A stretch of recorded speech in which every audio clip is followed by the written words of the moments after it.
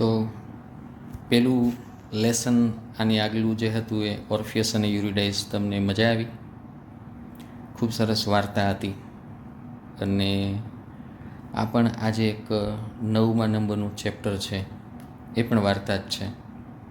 કદાચ તમારા દિમાગમાં એવો પ્રશ્ન આવે કે પહેલાં યુનિટથી કેમ શરૂ નથી કર્યું? તો મારો પ્રયત્ન એવો છે કે સ્ટાર્ટિંગમાં થોડી ઘણી વાર્તાઓ દીધી હોય તો તમને કંઈક આનંદ આવે. સાયન્સનું વાંચતા વાંચતા થોડીક વાર્તાઓ હોય તો મજા આવે. એટલે વાર્તાઓ જેવા જે પાઠ છે એને હું પહેલાં લઈ લઈશ અને પછી ધીમે ધીમે તમને જે ઇન્ફોર્મેટિવ લેસન્સ છે એના તરફ લઈ જઈશ. હવે આજનું આપણું આ 9મું યુનિટ છે, read 9. How much land does a man need? How much land એટલે કેટલી જમીન, ડઝ અ મેન નીડ એટલે માણસને એની જરૂરિયાત હોય છે. માણસને કેટલી જમીનની જરૂરિયાત હોય છે? તો આપણે આગળ વધીએ. આમાં પેહોમ આ એક વ્યક્તિનું નામ છે અને વાર્તા છે ને એકદમ સરળ છે. આમાંથી અઘરા શબ્દો તો ભાગ્યે જ તમને આવશે. પેહોમ વોઝ ધ ઓનર એટલે માલિક હતો. ઓનરનો મતલબ માલિક થાય, આ તમે જાણતા જો. ઓફ અ બિગ સ્ટ્રેચ એટલે પટ્ટો. આપણે સ્ટ્રેચેબલ જીન્સ એટલે અહીંયા સ્ટ્રેચ એટલે પટ્ટો, મોટો પટ્ટો. ઓફ ફર્ટાઇલ લેન્ડ એટલે ફળદ્રુપ જમીન. ફર્ટાઇલનો મતલબ થાય ફળદ્રુપ ઇન રશિયા. તો પહેલાં જ પેરેગ્રાફના પહેલી જ લીટીમાં આ વાર્તાનો જે નાયક છે પેહોમ, એની વાત કરી દીધી. ક્યાંનો હતો? રશિયાનો હતો અને મોટો જમીનદાર હતો. ફળદ્રુપ જમીન ખૂબ વધારે એની પાસે હતી. એ કલ્ટિવેટેડ એટલે ખેડાણ કરતો હતો. કલ્ટિવેટેડ એટલે શું થાય? ખેડવું તે. ધ લેન્ડ એટલે જમીન અને ગોટ ગુડ ક્રોપ્સ. ક્રોપ્સનો મતલબ શું થાય? પાક. સારા એણે એ પાક પણ મેળવતો અને જમીનને ખેડતો અને પાક મેળવતો. ધો હી વોઝ રીચ. ધો એટલે જોકે એ હતો શાહુકાર. He was not satisfied. પણ સેટિસ્ફાઈડ એટલે સંતુષ્ટ નહોતો. He wanted more land. એને વધારે ને વધારે જમીન જોઈતી હતી. મતલબ પેહોમ જે છે એ અસંતુષ્ટ અને થોડોક ગ્રીડી, લોભી વ્યક્તિ હતો. વન્સ પેહોમ મેટ અ લેન્ડ બ્રોકર. એટલે જમીનનો જે બ્રોકર એટલે દલાલ, જમીનનો એક દલાલ હતો. પેહોમ એને મળ્યો. He was from the distant land. Distant land એટલે દૂરના દેશનો હતો.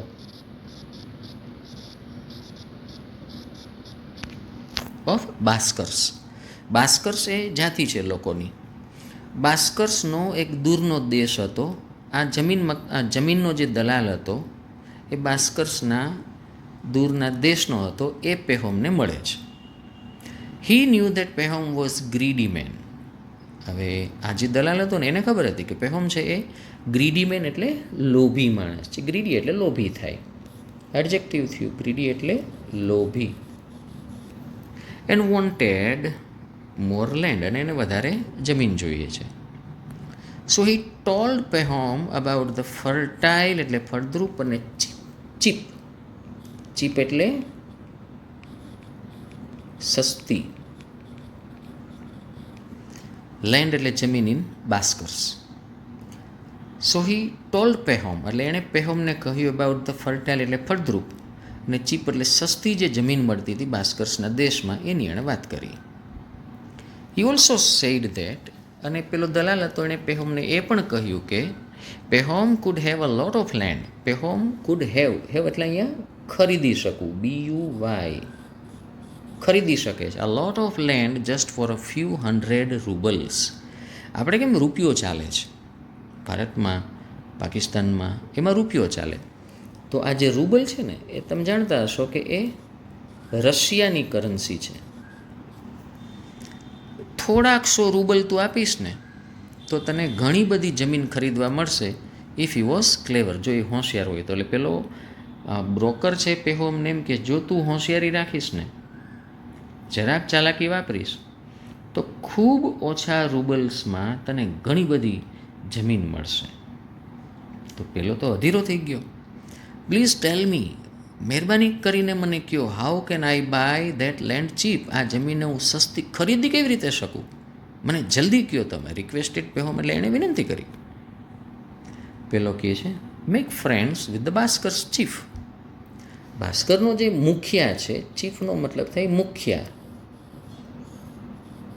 એની સાથે તું મેક ફ્રેન્ડ્સ એટલે મૈત્રી બનાવી લે અને give some gifts to the Bashkirs, અને બાસ્કરના લોકોને થોડી ગિફ્ટ આપ. They will give you as much land as you want, અને તું જેટલી જમીન ઈચ્છતો હોઈશ ને એટલી જમીન એ લોકો તને આપશે. Sad the broker. બ્રોકરે આવું કહ્યું. પેહોમ વોઝ વેરી હેપી. પેહોમ ખૂબ ખુશ થઈ ગયો. હી મેડ ધ નેસેસરી પ્રિપરેશન. એણે જે જરૂરી તૈયારીઓ હતી એ તૈયારીઓ કરી લીધી અને went to the land of the Bashkirs, અને બાસ્કર્સના દેશમાં ગયો. હી હેડ ટેકન વિથ હિમ, અને એ પોતાની સાથે લઈ ગયો હતો શું? અ સર્વન્ટ, એક નોકરને લઈ ગયો હતો. હોર્સ કાર્ટ એટલે ઘોડાગાડીને લઈ ગયો હતો. એન્ડ સમ વેલ્યુએબલ ગિફ્ટ્સ, એટલે કેટલીક વેલ્યુએબલ એટલે કિંમતી, મોંઘી ગિફ્ટ્સ એટલે ભેટ લઈ ગયો હતો ફોર ધ બાસ્કર્સ. અહીંયા વળી એક શબ્દ છે વેલ્યુએબલનો મતલબ થાય મોંઘી. એ મોંઘી મોંઘી ગિફ્ટ્સ લઈ ગયો હતો. તો પોતાની સાથે 3 વસ્તુ લઈ ગયો. નોકર લઈ ગયો, ઘોડાગાડી લઈ ગયો અને થોડીક સારી સારી મોંઘી મોંઘી ગિફ્ટ લઈ ગયો. On reaching the land of the Bashkirs. On reaching એટલે પહોંચતા જ.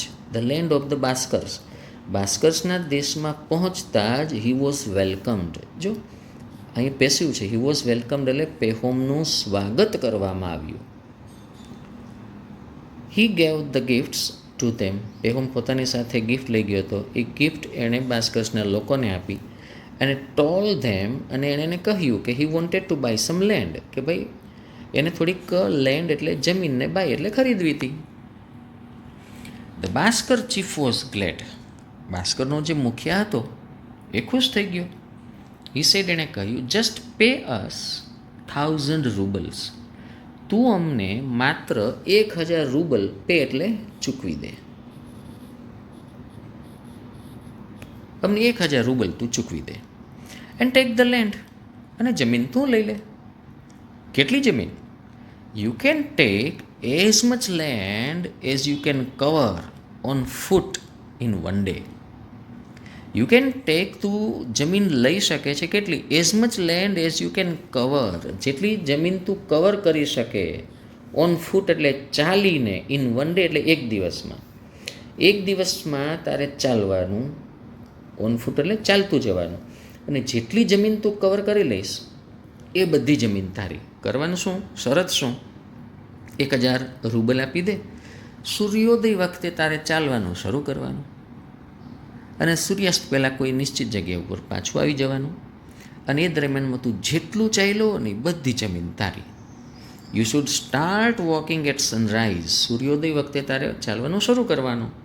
And you must return before sunset. You must return, તારે ફરજિયાત આવી જવાનું બિફોર સનસેટ, સૂર્યાસ્ત થાયની પહેલાં. પણ માઇન્ડ યુનો મતલબ થાય ધ્યાન રાખજે. If you can not return before sunset, જો તું સૂર્યાસ્ત પહેલાં પાછો ન આવી શક્યો, રિટર્ન એટલે પાછું આવવું, યુ લોસ યોર મની. તો તું આ રૂબલ 1000 તારું જે ધન છે એ તું લોસ એટલે હારી જઈશ. તો તારા રૂબલ ગયા ભાઈ. પેહોમ અગ્રીડ. પેહોમ તો સહમત થઈ ગયો. It was not a bad bargain at all. Bargain એટલે ડીલ, સોદો.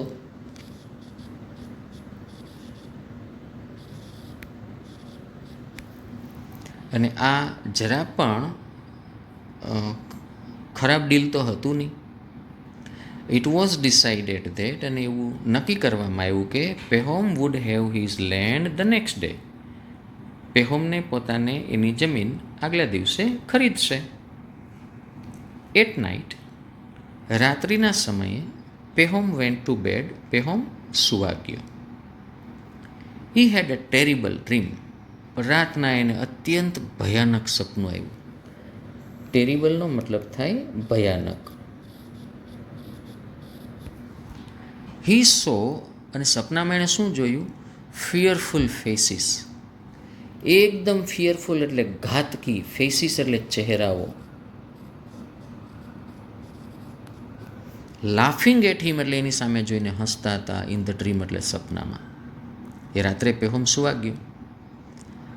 જેવો સૂતો ને ભયાનક સપનું એને આવ્યું, અને એ સપનામાં જોયું કે બિહામણા ચહેરાઓ એની સામે જોઈને લાફેટ એટલે હસતા હતા, મજાક ઉડાવતા હતા. લાફેટ એટલે મજાક ઉડાવવું.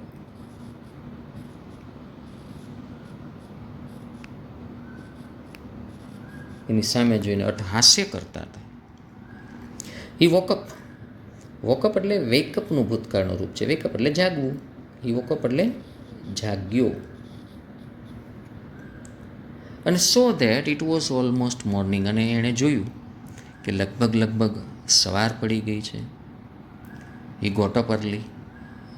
ગેટઅપનું ભૂતકાળનું રૂપ ગોટઅપ. ગેટઅપ એટલે જાગી ગયો, ઉઠી ગયો, અને વહેલો ઉઠી ગયો, અને વેન્ટ ટુ ધ હિલોક. હિલોક એટલે ટેકરી.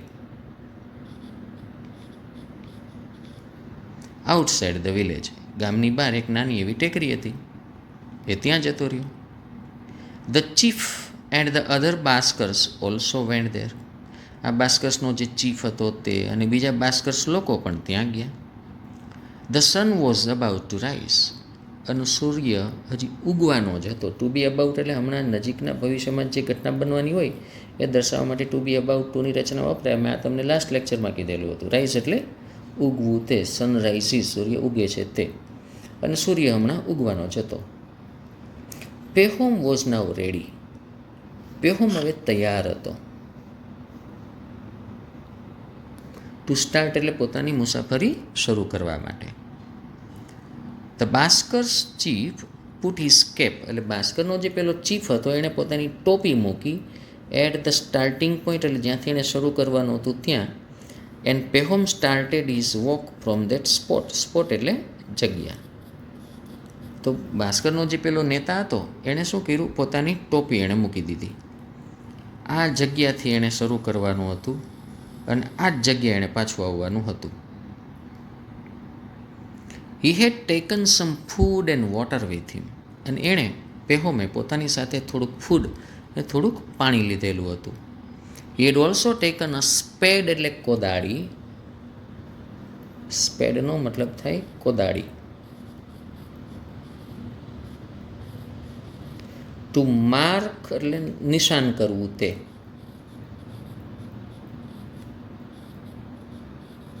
એટલે ત્યાં જે કોઈ જગ્યાએ ચાલશે એટલે ત્યાં નિશાન કરતો જાય ને જમીન ઉપર, કે આ જમીન ઉપર હું ચાલી ગયો, આ જમીન મારી. તો પોતે પોતાની સાથે શું લીધું?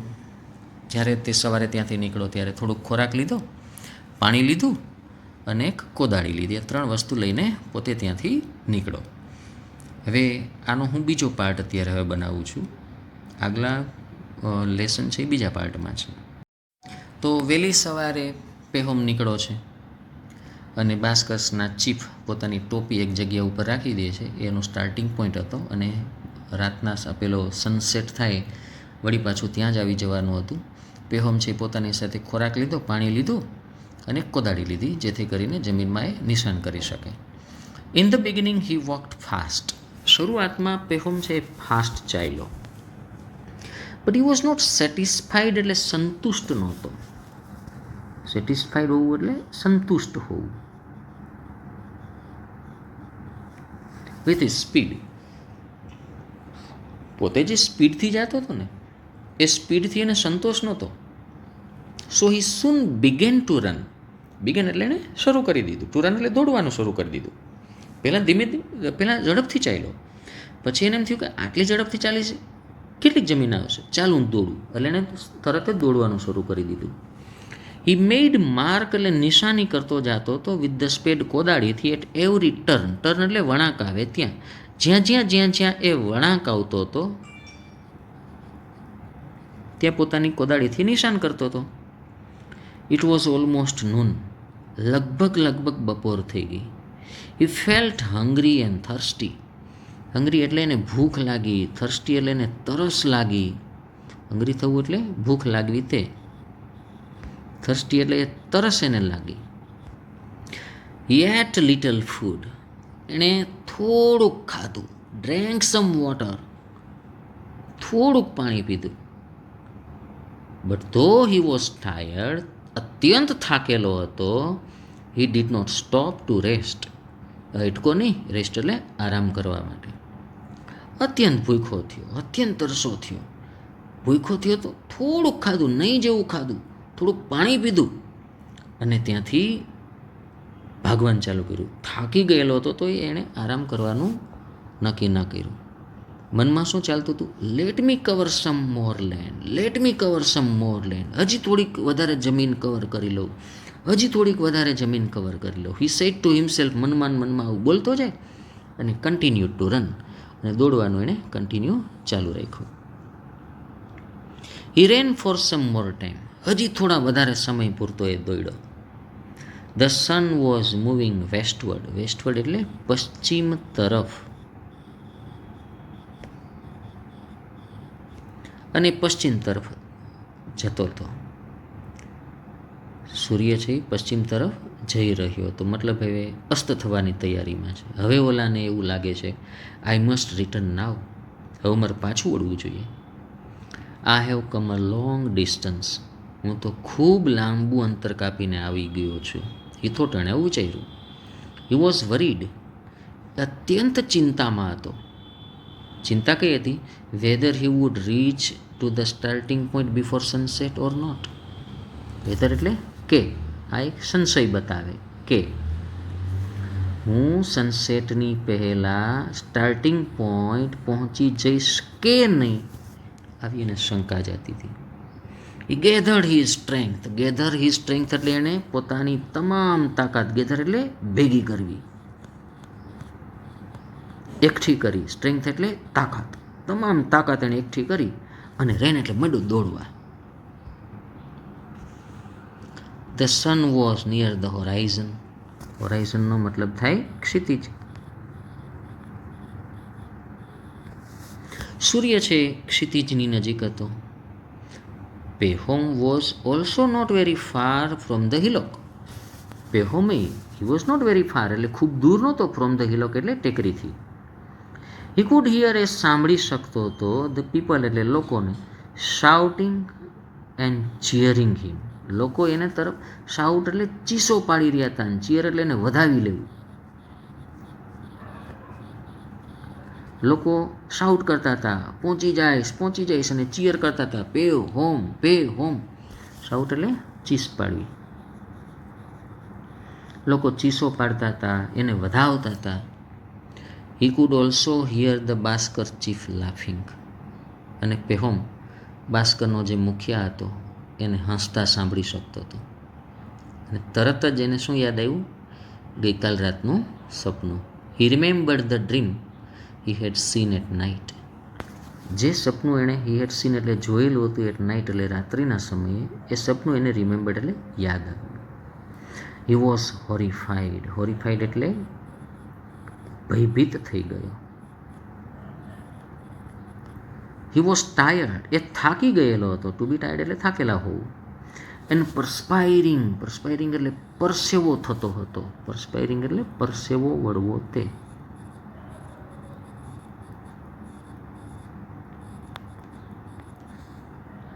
હવે મનમાં શંકા આવી, would I be able to reach the point? આજે પેલું સ્ટાર્ટિંગ પોઈન્ટ છે ત્યાં હું રીચ એટલે પહોંચવા માટે એબલ એટલે કાર્યક્ષમ બનીશ કે નહીં? Would I be able to reach the point before sunset? સૂર્યોદય થાય એની પહેલાં હું એ જગ્યાએ પહોંચીશ? હી વન્ડર્ડ, અહીંયા વન્ડર એટલે આશ્ચર્ય પામવું, વિચારવું.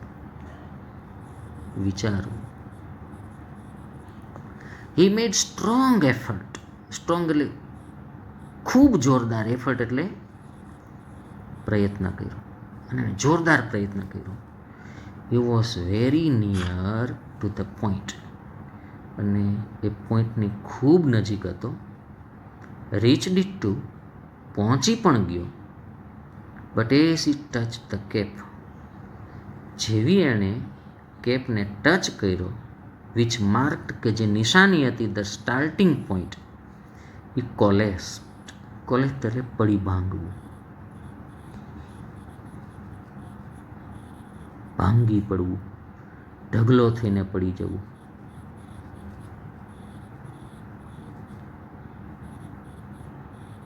તો અહીંયા એનો મતલબ શું થયો? એ મૃત્યુ પામ્યો. એ ટોપી પાસે પહોંચી ગયો, ટોપીને એણે હાથ પણ લગાડી દીધો, પણ જેવો હાથ લગાડ્યો ને એ મરી ગયો, પ્રાણ પંખેરું એનું ઉડી ગયું. Though he had covered the vast stretch of land. Vast એટલે વિશાળ, સ્ટ્રેચ ઓફ લેન્ડ એટલે જમીનનો વિસ્તાર, વિશાળ વિસ્તાર એણે જમીનનો કવર કરી લીધો હતો, પણ it was of no use, એના માટે કંઈ કામનું નહોતું. હી નીડેડ લેન્ડ, એને જમીનની જરૂરિયાત હતી, no more than the size of his body, પોતાનું બોડી જેટલી સાઇઝનું છે ને એટલી જ જમીનની એને જરૂરિયાત હતી. મતલબ એના બોડીને દફનાવવા માટે જેટલી જમીનની જરૂર પડે ને એટલી જ એને જમીનની જરૂરિયાત હતી, પણ એણે શું કર્યું? વિશાળ વિસ્તાર કવર કરવાની કોશિશ કરી. એટલે આપણે કહેતા હોય ને અતિ લોભ નહીં કરવાનું, જરૂરિયાત પૂરતું રાખો એમ. એટલે માણસને જરૂરિયાત છે જમીનની 2 ગજ, અને આપણે ઘણા બધા ઉધામાઓ જીવનમાં કર્યા રાખીએ છીએ. એટલે એ આ પાઠનો હાર્દ હતો. હવે આ પાઠની એક્સરસાઇઝ આની સાથે છે. તમારે બહુ આરામથી એ એક્સરસાઇઝના તમારે જવાબ લખવાના છે, અને તમે જોયું કે આ પાઠ અત્યંત સરળ છે, આમાં કંઈ એટલે કંઈ અઘરું નથી. હવે ધ્યાન દઈને વાંચજો, ઘરે રહેજો અને તૈયારીઓ કરતા રહેજો. સ્વસ્થ રહો.